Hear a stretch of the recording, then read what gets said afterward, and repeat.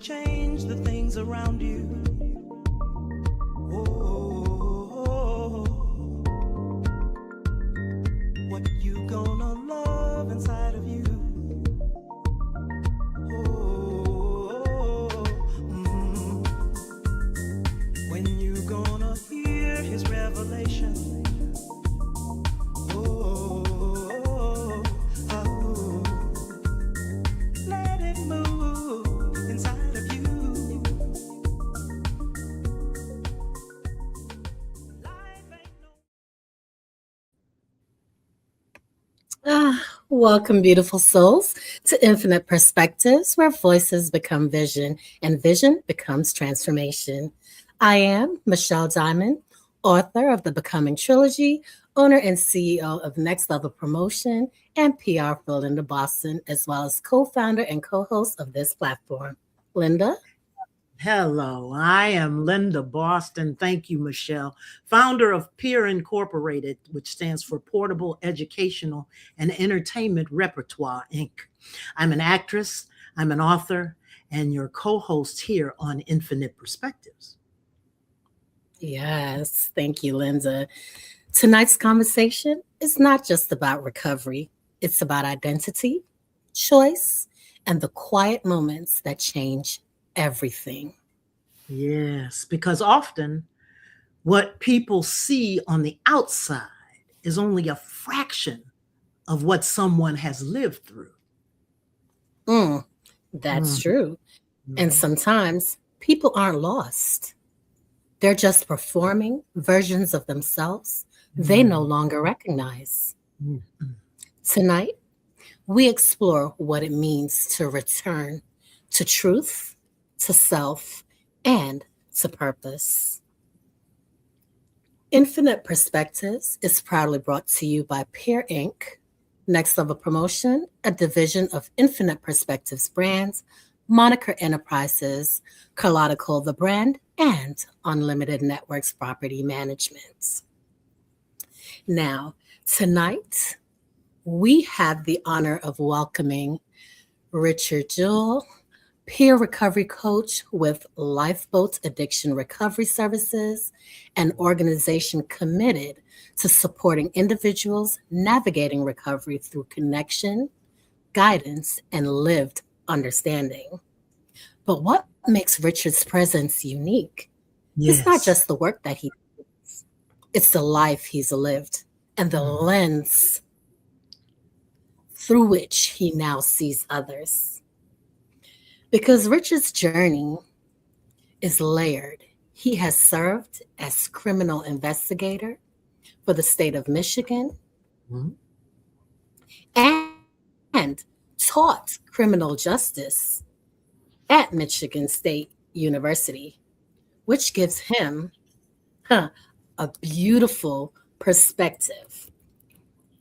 And we would like for Richard to delve into that perspective with us because those bridges both worlds, the Yeah. system and the human experience within it. A man whose passion has always been acting with a body of work that reflects both creative expression and lived expression. Mhm. But whose calling becomes something so much deeper, Mhm. helping others just like himself find their way through substance use and back to themselves. And tonight, we're not just talking about recovery. Absolutely not. We're talking about what it means to truly be seen beyond the struggle. You know, and when someone has seen people through multiple lenses, through the system, through their story, and through the soul, their voice carries a different kind of weight because it's not Yes. just informed, right? It's lived, it's felt, and it's understood in a way that reaches beyond words, right?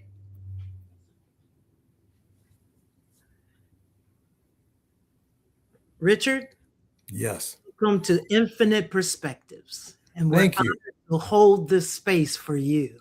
Wow. What a beautiful space. And thank you to you two, you beautiful lights of life. I mean, this is honor and a privilege, first of all, for me. And I say that, and I say that humbly. And you know, the word humility means a lot. We were talking before the show, Michelle and I were, and Linda were, about the words and the meaning of them. And you know, the word humility, humble, comes from humus, from Adamas, which in the Judeo-Christian belief is what God made human from. It means to be grounded. And so when I say I'm humble, I'm grounded. I'm neither artificially inflated above everybody else, trying to make myself better than, and I'm not. I'm no longer allowed to beat myself up unmercifully with self-criticism that never ends. You know, like I say to some of my people I work with, if someone talked to you the way you talk to yourself, would they be your friend? Yeah, no. And I'm guilty of that on a daily basis, and I have to learn to remember to be kind to Richard. Absolutely. That's really the beginning of the journey, is when you can find the room and space to be kind to yourself. Oh, I love that. And I would like for you to hold that thought right there. Be kind to yourself. And you stated that's where the journey began for you. So this was your turning point, in essence. Before this became your work, this was your life.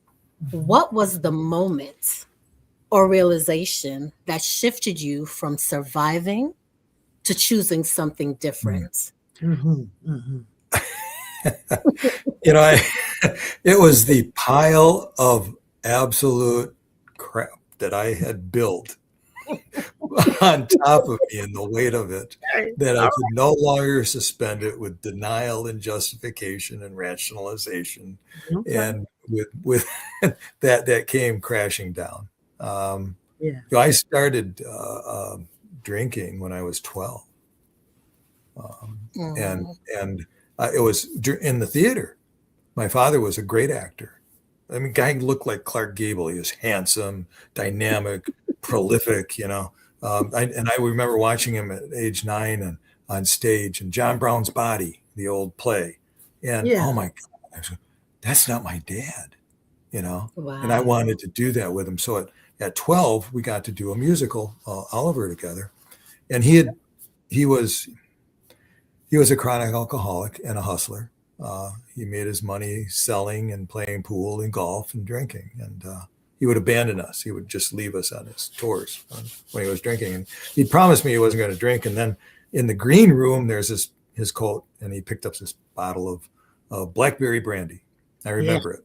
And he took a hit, and then he walks out on stage, and I go, well, if he can do it, I can do it. Oh, man. Yeah. Come on. So I took a big swig of that, and I walk out on stage. Now, that effect of that alcohol transcending into my being, and that warmth that comes out of it. And then I performed, and I got applause. It was like I'd found my answer. It felt like the two went together. Yeah. Yeah. So I found, as I joke to people, I found my own form of AA, alcohol and applause, you know. And so, you know, that it just carried on through life. And I was drinking. I was probably inebriated more in high school than not. I was not a good student.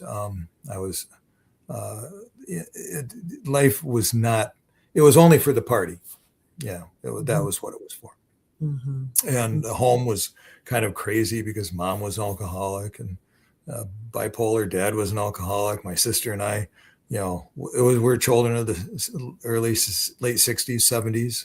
Yeah, there was no rules back then. You know, nothing really that you thought could kill you. It could, but you didn't think about that. And it was freedom, you know, and that's the way we lived. You know, I remember my the only reason I went to college is my counselor told me I should go into small engine mechanics because I didn't have the aptitude for college. So being ODD, I decided I better go to college and prove it. Yeah. Right. and promptly flunked out my first term, and then decided that I probably shouldn't be drinking while I'm at college. So for a few years I didn't.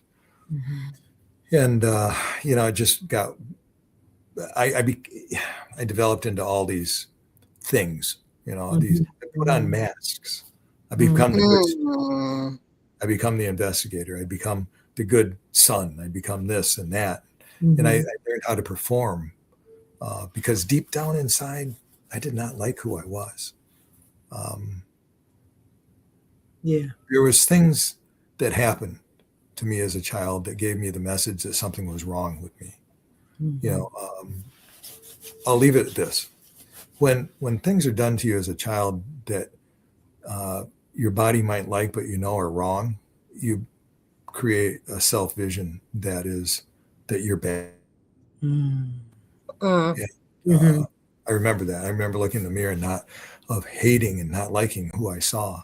Yes. Because I was at core the bad. And when we talk about that change that occurs in your question, going back to your question, when you don't think that you're worthy, then you're unworthy.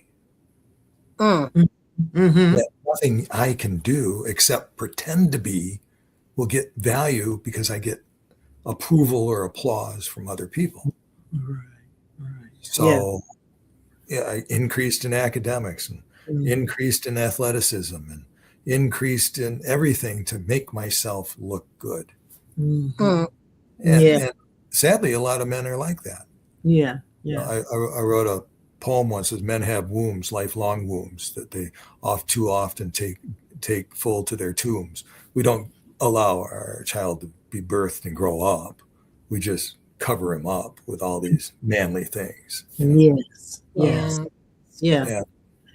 And I accomplished a lot. I ran a presidential campaign in 9 states. I won marathons. I was a kickboxer. I did a lot of things that other people have never done. And I was very proud of it.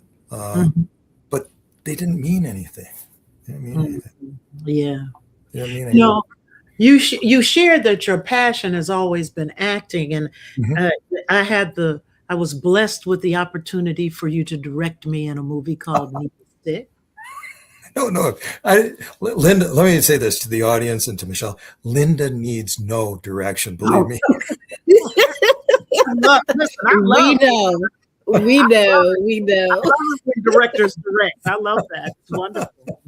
That's why they call it play, right? Listen, I concur. See, we're here, Richard. We're here. But you shared that your passion has always been that acting has always been important to you. But do you feel like that part of you helped you understand identity, or even the different roles people feel forced to play when they're struggling? No, and then yes. Okay. I love that. While I was in my addiction, no, it allowed me to become other people completely. And that's why we're good at it. And I say we addicts, that's why we see in entertainment a lot of people who have substance use issues, because, we're very good at being other people. And we can name the names of people we've seen fall from the tree who were so gifted and talented, and people from our area in Michigan too, where I grew up, that had issues, and we know, and it's sad, but I could be somebody else, and being somebody else for that moment was a heck of a lot more fun than being myself for any 2 seconds. After you said that. After I got sober, and that was my last drink was September 23rd, 1995. I had decided that I need to find a different way to live. Yes.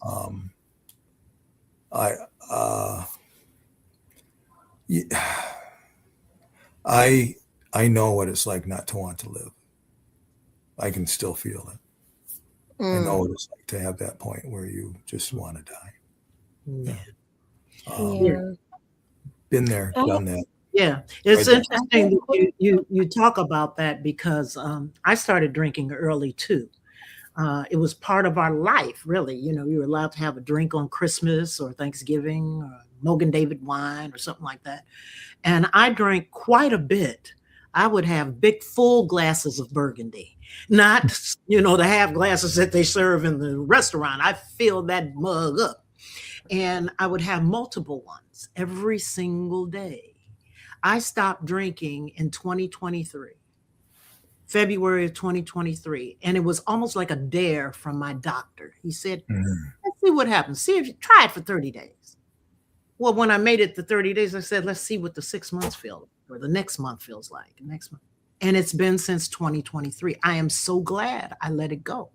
Yes. 35 pounds dropped off for one. That's It's amazing. It's You amazing. know, I wanted to say, because you guys made some valid points throughout, and what a lot of people have to comprehend, and of course, comprehension comes on its own time for a lot of people, is that we don't perceive reality as it is. We perceive it as we are. Mhm. And I want them to sit with that for a moment, because Richard and you, Linda, pretty much referenced that in your stories. When you were prone to drinking and the mindset that you had, because that was the reality you were perceiving at that time as you were. But now you both have a different story because your perspective has shifted, And because you're no longer in that perspective that you were sitting in. you couldn't that was say it holding better. you down. Yeah, you couldn't say it any better, Michelle. For me, and it was, I was 12 years old and I stopped emotionally developing when I started drinking. I just pretended to be. When I got sober, 40 years old, I was a 40-year-old, 12-year-old. Well, some of you women have probably had relationships with us. We're not, we look so good.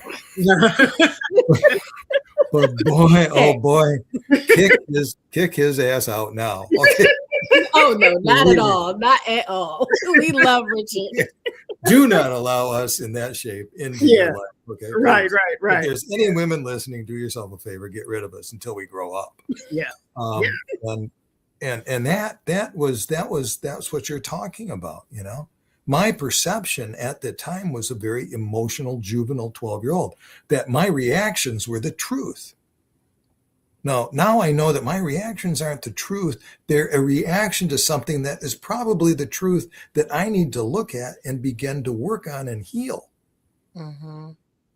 Because if I'm reacting to something, I'm using my anger and my power to overcome it because it threatens me. And we've seen angry men. What I see when I see an angry man is a little boy who hasn't healed. Now, that's not to say that angry men aren't dangerous, okay? And I understand that. But I see a little boy who's hurt. And even as I was in criminal investigation, I got fired from my job because I was at a club when I should have been working. They brought me back after I went through rehab, thankfully. And the guy who fired me was now one of my friends and been my friend forever. But even then, I could see the wounds. And so in my job, I never mistreated, abused anyone because they were hurt little boys. Now they're dangerous and they had to be talked and dealt with, yes, but that didn't mean that they were less than human. They're just hurt little boys who needed help. Right. And I tried to offer that in any way I could. But that's what we're talking about. And when I mature, I realize that reaction, as you're talking about, Michelle, isn't the truth. Yes. It's not the truth. That feeling is not the truth. And those power struggles we get into, and I still get into them today, because it's like, boom, it's the reaction, and I have to stop and say, what's the truth? Finding that truth, and I love that. I'm going to pose this question. How much of addiction, in your experience, is tied to identity versus the substance itself? That's a good. Well, I think in the beginning, 100%. It becomes that there is something that occurs in the brains of us addicts that doesn't occur in normies or normal people. There's chemicals that occur and happen that push the craving. The identity is what creates us to have the desire, but the craving is what takes over. So that now it is no longer a choice. It's not a choice. It's a disease. It's a dis-ease. And a disease is defined as a condition, if left untreated, causes the death of the organism. Yes. Yes. Addiction is a disease. It is not a moral, willful product, as many people want it to be or think it is. Well, you gotta be stronger there, son. Well, you get in this alligator pit of life like I am and tell me that you can be strong enough. No, you can't. It needs more. It needs more. It needs a lot more. And you don't let go until you're at a point where there's nothing else to cling to. And sometimes people don't let go. And I've had many, many, many friends pass. Yes. Including my mother, my father, my brother, and my sister. Wow. Ooh, this is heavy, and having a sense that you had to endure so much, even at a young age, and growing up, and then seeing others, within your circle and your family that transition because of this same abuse, and it's so important that you're here tonight. Because we have so many variations of abuse. A lot of people think it's only alcohol or the physical drug, but then you have, food addiction, you have work addiction, you have, exercise addiction. There's so many variations out there. I have to admit, I have 3 replaced hips, 2 twice, a redone shoulder, redone back, a broken neck, and I have to have my other shoulder and knee replaced because I used exercise to prove that I wasn't an addict. So I was working out 4 hours a day. Addiction. Yeah, I was working out 4 hours. I won a marathon in my class called Clydesdale. I wanted to call it Magnum because I didn't like the name Clydesdale. Men over 210 pounds. I won the Clydesdale. What am I, a Budweiser horse? Right. But I did. I ran my body to death. I used, and so it's funny you should bring that up, Michelle, because I have been to OA, Overeaters Anonymous. After I got sober, I got up to 300 pounds. Get out of here! Wow. Yeah.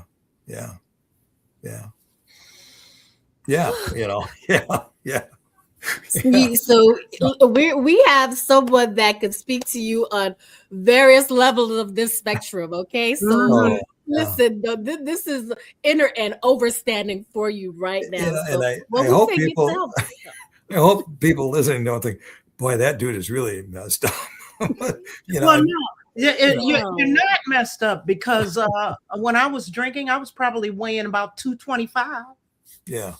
What you're talking about. We're talking about this alignment thing, Michelle, and all of this is connecting so much together. Our past shows they all have continuity because we're talking about healing a land. You're talking about healing individuals, Richard, or the individual healing themselves through self. Yeah. Yes.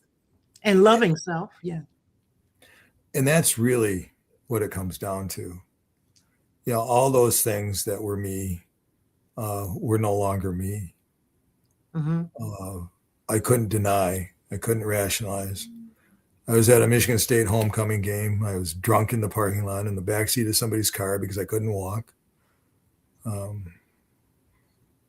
I'd been driving my 4-year-old daughter drunk the day before. I had gotten married because her mother was pregnant, and I thought that was the right thing to do. And that was an insane situation, which drove me even worse. Mm. And I made the errors. I own my behavior, but I knew that I had this little girl I was doing the same thing to that my parents did to me. And so I got my butt up and I went into a AA meeting and said, I need help. Mm. And that was the beginning. Yeah.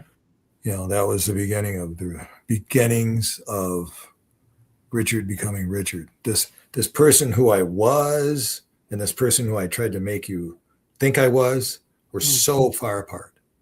Yeah. But as I began to grow, who I was and who you saw became closer. So now I'm pretty much the me I want to be. Yeah, I'm not perfect by any means. I'll leave church and flip somebody off for driving badly. Come on, you've all done it. We've all done it. We all do that. Look, or have internal road rage going down the street. Ooh, look. I'm human. We are, yes, absolutely. But and it's been a long journey and a lot of therapy. I love that. You don't heal these things overnight. You don't think them away. If my own best thinking got me where I'm at, how the heck can my own best thinking get me out? I need help. I need help. Since you're talking about you need help and healing doesn't happen overnight, and to truly live a healed life, something else we were talking about, Linda, which is so funny to me, and I love it, and I always look up and say you are hilarious when things just come full circle, because we had like we were talking about earlier, Richard, back in the green room before we came on air, just how the conversation just flowed from yesterday into today, and what I have for you about the healing. And it's not an overnight thing. When someone is battling substance use, it's rarely just about the substance. What have you seen underneath that people don't talk about enough? And there's causes and conditions. There was a reason for that substance. There's a reason we want to blank out life. Come on. There's a reason. And I think it's incumbent. And that's why I became a peer recovery coach. And I've sponsored a lot of men through the years with AA. And I love AA, but there's other ways. And I became a peer recovery coach because it's full circle. We literally look at 360 degrees of the life. And we do it in a way that it's not sitting there telling a person what to do. We use a tool called motivational interviewing, which helps elicit from the person what they want. Okay. And then we help coach them what they want, whether it's recovery, physical health, mental health, legal, financial, housing, you name it. We will help them with that. And we've developed the resources to do that. And we've developed the paradigm to measure how effective we are in doing that. So literally, we are taking that person in and saying, let us be your support network. Okay. We are bound by HIPAA. We cannot share any information with anybody else. Excellent. We are here for you. I sometimes think that old Star Trek, Linda would remember this one where the girl goes, I'm for you, Captain Kirk, the salt sucker. Right. I don't know why I think of that, but I do. I'm for you. Yeah. But we are. And that's the beauty of it, because then we can get them where they need to be, clear the road. Because, it's enough to say to somebody, well, you need some help. Okay. What type of help? Well, you need to go see a therapist. Well, how do I do that? Well, you need rehab. Well, I tried calling, but they're full. We can get you in. We can get you the therapist. We can get you your medical card. We can get your identification. We can help you do this. We can help you begin to create a life. And that's what I think is so important. Mm-hmm. Mm-hmm. So you can Okay. get to those root And- causes. Mm-hmm. Mm-hmm. Mm-hmm. And I have success stories that bring me to tears. And yeah, there's plenty of failures. I mean, it took me from 12 to 40, you know. Yeah. That was not an easy case. Yeah. I hope nobody tries to break that record. Yeah. Right. You know. And Hello, but Richard. I've got some beautiful, beautiful stories Mm-hmm. that of people who have just blossomed, and men who have grown into being what it means to be a human being in today's world. Mm-hmm. Okay. And we would love for you to share, some of those stories. And before you do share, I have, a very pertinent question that's Okay. been sitting with me and I've been itching to ask, Linda, you should I be worried at this point? No, he's general. Okay. Wow, just no, I'm kidding. I'm only kidding. Uh, so you guys are gonna continue to make me laugh, but with all seriousness, Richard, you've seen a plethora of people through the lens of the system. Yeah. And now you support them through the lens of recovery. Yeah. Yeah. What would you say the system miss that you now understand? Well, I think, first of all, the system, we call it criminal justice. That's an oxymoron. That's like naval intelligence. Yeah. It really isn't. It's punitive. It doesn't really deal with the way we train officers needs to be restructured. The way we look at policing needs to be restructured. Mm-hmm. And we've done it at the School of Criminal Justice. And I can tell you that there's ways to police that are more effective, but the people in power don't want to implement them. Let me give you an example. An unnamed city that puts in community policing. Mm-hmm. All right. Now, crime goes up. People go, well, why is crime going up? Well, the neighbors are feeling more comfortable going to the police because they're in the community. So they're actually catching the amount of crime that's there. Mm-hmm. People's perception of crime and of being safe goes up, doubles. Their safety level of feeling of being safe goes up. The criminals no longer go to that neighborhood. They go someplace else. Mm-hmm. The current community policing is so effective, they named the neighborhood after the police officer who was the community officer. Mm-hmm. The next year, the city council decides to do away with community policing because the crime rate's gone up and it's not effective. What was happening is, and it happened across the United States, is the people in the community were going to the community policing officers for problems with their plumbing, problems with their code, and the police officers were helping them. Mm-hmm. But they were taking the power from those who were politically elected. Mm. And I'm sorry, folks, but that's the problem. That's the real deal. Yeah. It's a good, yep. Yeah. And you can see it. That which is effective threatens the power source. First of all. Secondly, the way we sell policing, tough on crime. Mm-hmm. And then let's not even get into the disparate impact upon communities that occurs with policing. Now, I did a lot of criminal investigation into high-level crime too. I did gambling and horse racing, so I was organized crime, which was a whole unique breed unto itself. Yeah, imagine. When you talk about what we think of as policing and what we studied at the School of Criminal Justice on the street, we don't attack it in a manner in which is truly effective. Mm-hmm. Okay. Who commits crime? Mm-hmm. What type of crime are we talking? Well, we're talking about violent crime. Okay. I agree. Violent crime should be interdicted. But there's so many other things that our time is taken up, our police time is taken up, that they can't get to the violent crime. Let's create the environment where the social services can do what the police officer doesn't need to. Exactly. Okay. Now, that will do two things. That will give the person what they need, and will take the way having dead young men on the streets because they were misinterpreted as being violent when in fact they had a mental precondition that disposed them to appear violent. That's interesting because you sent out an article earlier today about the American systemic, psychological. systemic twistedness of the system. Mm-hmm. And that kind of echoes to that. If we deal with and look at things differently. Yeah. And I agree so much that we need to.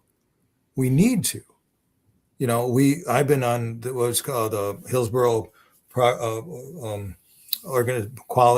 Hillsborough Progress Society or Hillsborough Organization for Progress and Equality. It's 75 churches. We came together and we petitioned for criminal justice reform, environmental reform, mental health reform, and housing reform. And one of the things about the criminal justice is we have criminalized somebody driving without a license or proof of insurance, which just perpetuates the system. Well, let's not criminalize that. Let's get away from that. Make it a civil offense and get it out of the criminal end. Because in Florida, if you get arrested, it's on your record. And you can't get a job. So now you got a person who's got $2,500 in fines who can't find a job because it's on their record. And you've just created a mess.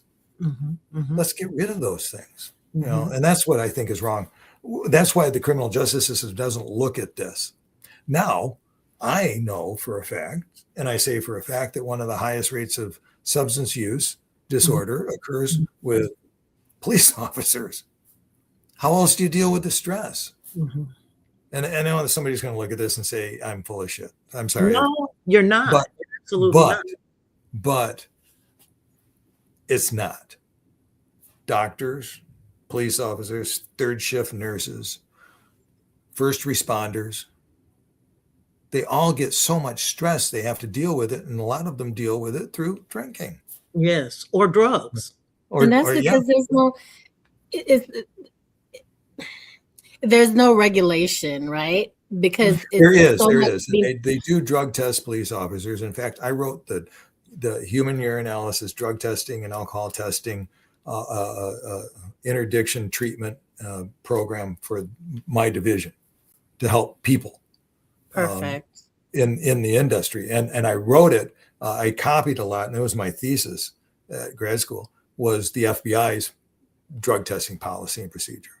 Because they do test, and they do have random testing in a lot of the agencies. And some agencies, they don't.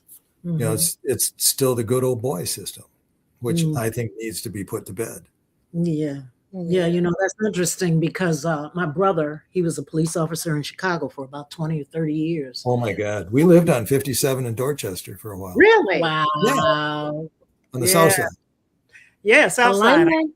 Outside too. And he was a police officer, ended up on drugs, lost his job, all of that. Ended up, he was a vet as well. So the Veterans Administration helped to navigate him through his recovery. But this was before all that drug testing was going on. They were taking, I guess, drugs out of the evidence room. And sure. Well, you'd pocket some and put the rest in the evidence. Who are they going to believe? You or the drug dealer? Right. I had a good friend of mine in AA. His name was Sonny. He was one of the first Black police officers in New York. Role model, alcoholic. They would go to roll call and walk across the street to the bar. This is his story. He woke up handcuffed to a hospital bed. Apparently, he shot a woman in a phone booth in a blackout, a drunken blackout. Went to Sing Sing for 8 years. A Black police officer in Sing Sing. He gets out, he's sober, and now he worked the country giving open talks. And I had him, when I was teaching criminal justice, I had him come into my class. 250 freshman, sophomore criminal justice students. You could hear a pin drop. I know. You could hear a pin drop. I knew you could. That story was powerful. And he became a social worker with the city of New York, working with addicts. And have you ever seen those type of people who just got an aura around them? Yeah. They're just lit up. Yeah. He was like lit. He's just somebody, when he walked in the room, he changed the room. That's an energetic flow that's flowing. Yeah. But that's a good success story. You know? And see, that's what I was going to ask you, and I guess you've spoken on it because you've talked about the social work department doing some of the things and don't have the police handle those things, freeing up the police for. It's so politically for the voting bloc. There is no somebody elected official who's going to promote that unless they can be convinced that there'll be a voting bloc who will be approve of that. Yeah. That's the reality. So we have the article APA. What Linda was talking about is an article 2021, the American Psychological Association made an open apology letter to the community of people of color for their racist and verbiage and policies and practices that implemented and kept that racism and discrimination alive. They made an open apology letter, which surprisingly not many people know about. That's why I pulled it up. You need to read it because that's how we heal this issue. That's what you're saying. Real support looks like, not text, but human. That's what human support looks like. Yeah, I understand now. Yeah, and we need more voices out there. Yeah. And back to the original question. You know what? I'm 70 years old. What was the original question? I don't remember. Well, I was going to ask you. Yeah. Wait a minute, we're gonna go back. He answered the question. And he expounded on it, and then he did give an answer, and you answered it because I was going to ask you, what does real support look like? Not textbook, but human, and that's what you've just shared. Right. Correct. Yeah. And you can add to that if you'd like. There, I really believe that we are getting to that point because the systems that are supportive are beginning to see how we are all intertwined, how we all intermesh, how we all vibrate together and can work together. You're seeing that in Michigan with the Michigan Health Department of Human Services. I'm even doing a program now called Recovery Friendly Workplace, where we're teaching employers free of charge and certifying them how best to help the people that work for you. Here's a stat that's really fun. 75% of people who identify as having a substance use disorder are employed full-time. I bet you. Now, we talk about absenteeism, right? Yeah. Taking sick days off. We all know that story. But nobody has ever talked about presenteeism. That's when we show up for work and there's no way we're really ready or physically or psychologically ready to take care of work, but we're there. Yeah. We're there. Yeah. Whether it's your bus driver, whether it's your police officer, whether it's your claims clerk, it all affects the quality of service and quality of life. Yes. So get to employers, and we're beginning to think, well, there's a good place to start. Teach the employer that they could save $9,000 a year and increase their productivity and probably lower their insurance rates and their liability for free. Oh, and we have these free peer recovery coaches who are paid for by nonprofits who will help your employees. So there's literally no cost. Yeah. You have to create those types of paradigms to attract the powers to create the change. No cost and no excuse. Right. And no victims. I can't be victimless in this situation. I can't be a victim to it. I'm a victim to the system. No, I have to find a way to work within the system there's a saying I have, everything changes. This too will pass. And to get out, you got to go through it. I love that. So with what you just stated, and I'm coming in because we have some time that we could even dive a little bit deeper. The statement that you just made, and I wanted to ask you this question and see if you can break it down for us a little bit. When it comes to our capacity, right? We talked about it a little bit earlier, our mental capacity and our perception. We say that your perception is shaped by your capacity.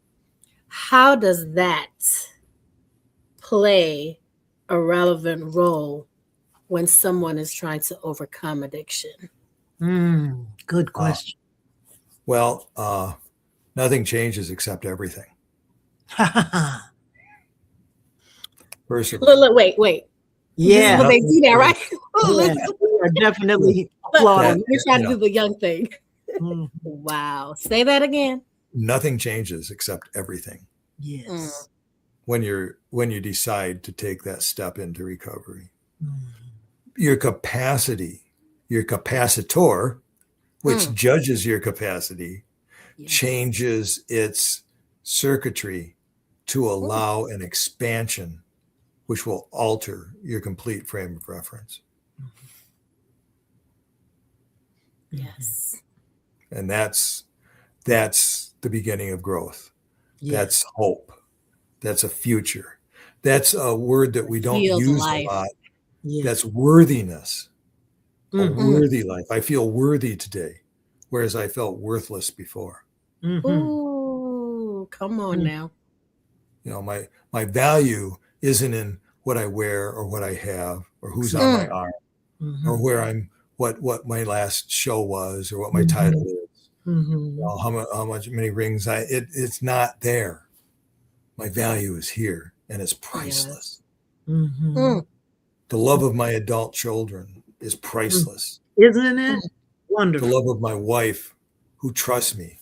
The Yes. monogamous, soulful, spiritual relationship we've had for 30 years Yes. Mm. Yes. is something that I could never value Mhm. or put a value on. Put- Come on. You better Come on. You better come over. Nothing. Listen, we love her too.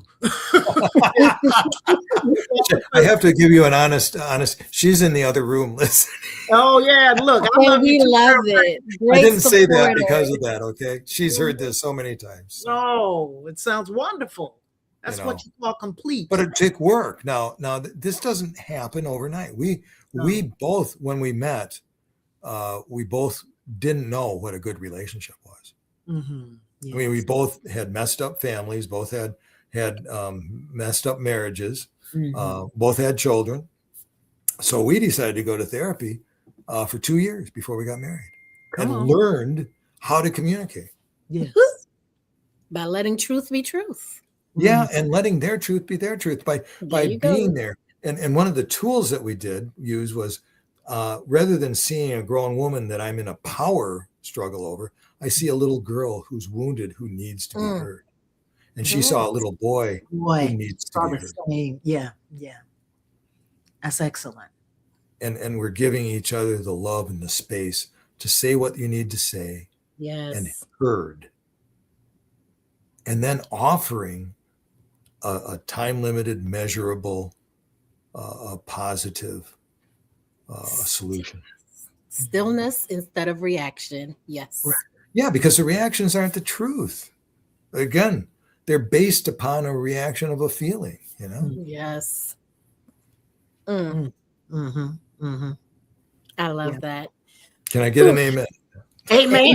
Look, I gave you what everybody's doing now. Look, I really don't know what Yeah. the snaps. Yes. The snaps I'm look taking it back. You know, they took it from us when we did that, you know, the little snaps. Oh, yeah, I remember the snap. Exactly. Yeah. Right. They stole our heritage. It's okay. We'll let them have it though. But you know what, Richard, this has been amazing. And again, you know, we keep saying alignment, but we're going to continue to say it because alignment is everything. It's real. And when you come within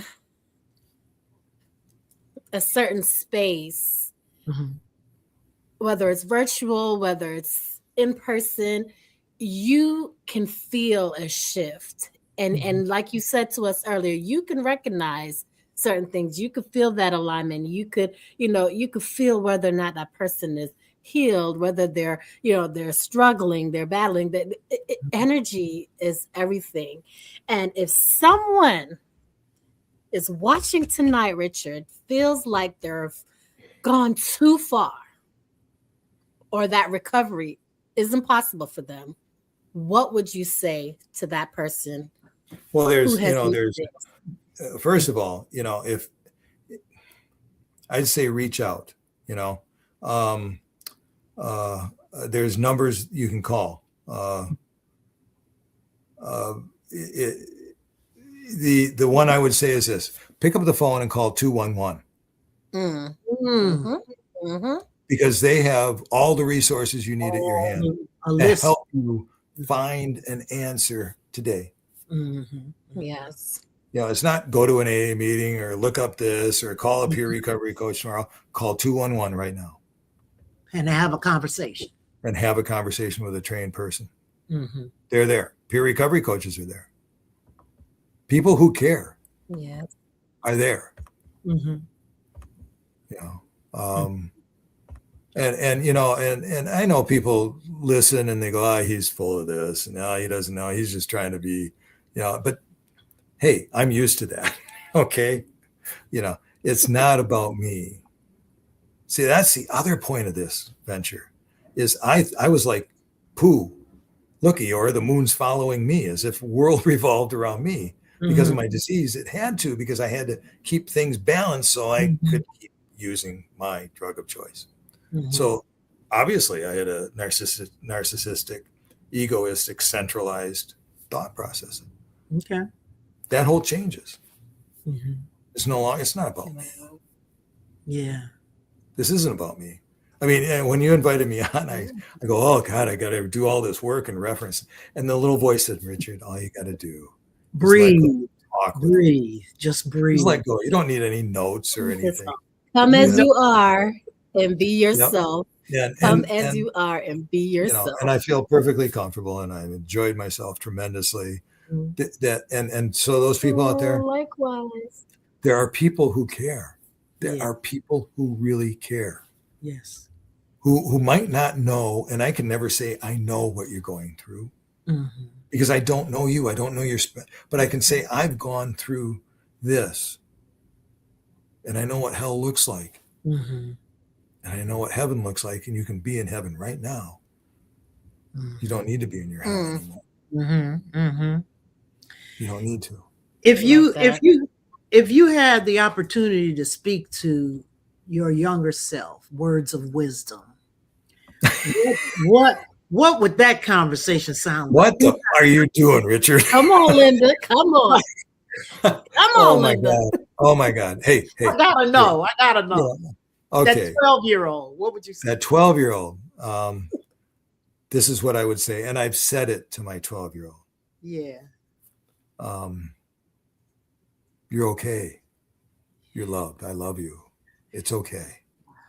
Yeah. It's okay. You are beautiful. You are handsome. Come on. You're so intelligent and you're smart. And you're loving and you're kind. I love that. And you're strong and you're brave. Look what you've been through. Yeah. You're all these great things.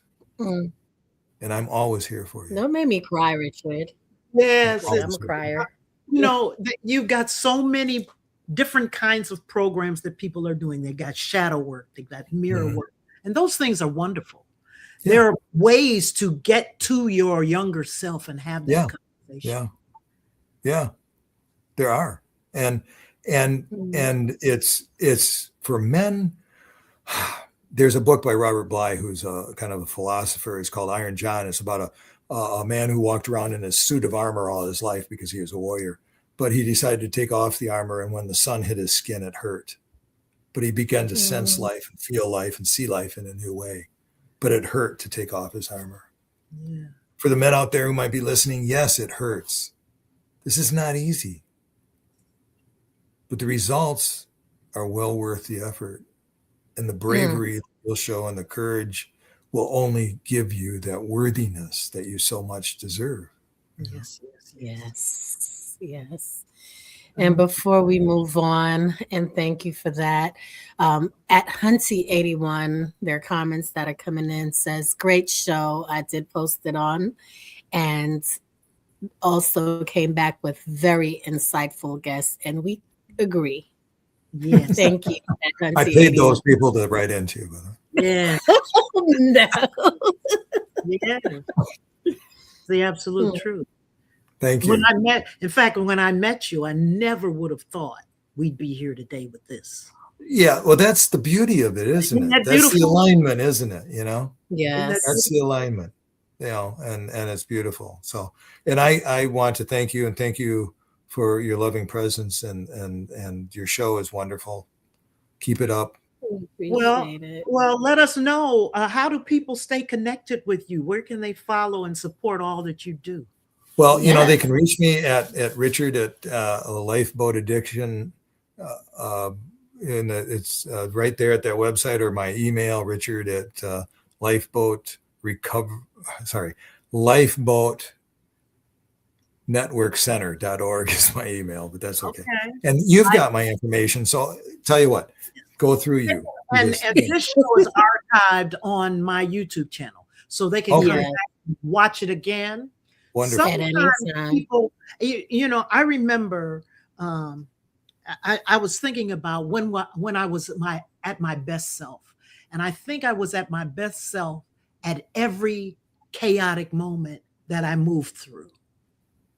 Every time when I hurt real bad, through my divorce, through my husband's passing and caring for him, caring for my mother for 9 years, who was in a fetal position the last 3 years of her life, and having to navigate that as a mother of a 9-year-old. What do you do with all this? How do you make it? And we can push through, and there are people that are here to help us do that.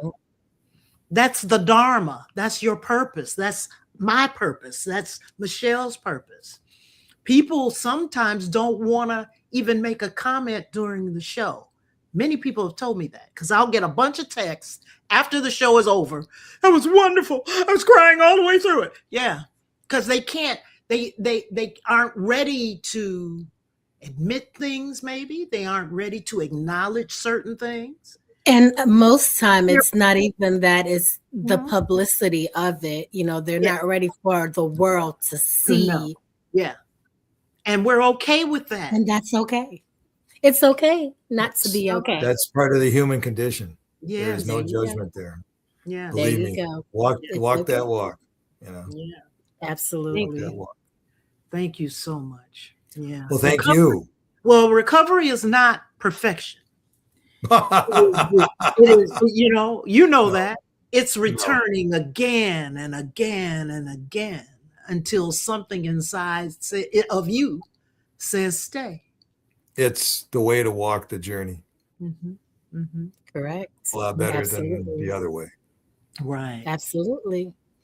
And tonight, if you take nothing else with you, let it be this: you are not beyond repair. Absolutely. You are not too far gone. You're not finished. Right. You are still becoming.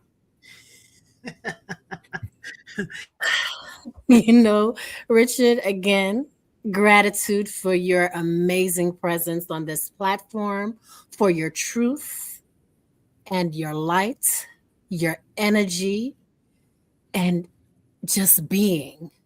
And above all, the incredible work that you're doing and will continue to do.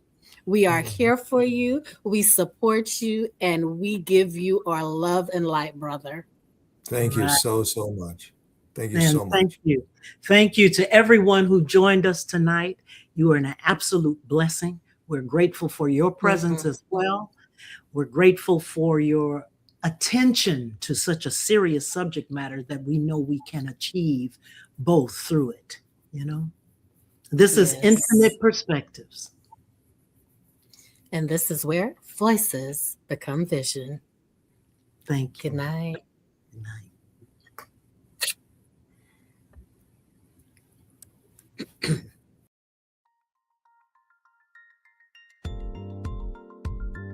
How you gonna change the things around you? Oh, what you gonna love inside of you? Oh, when you gonna hear his revelation?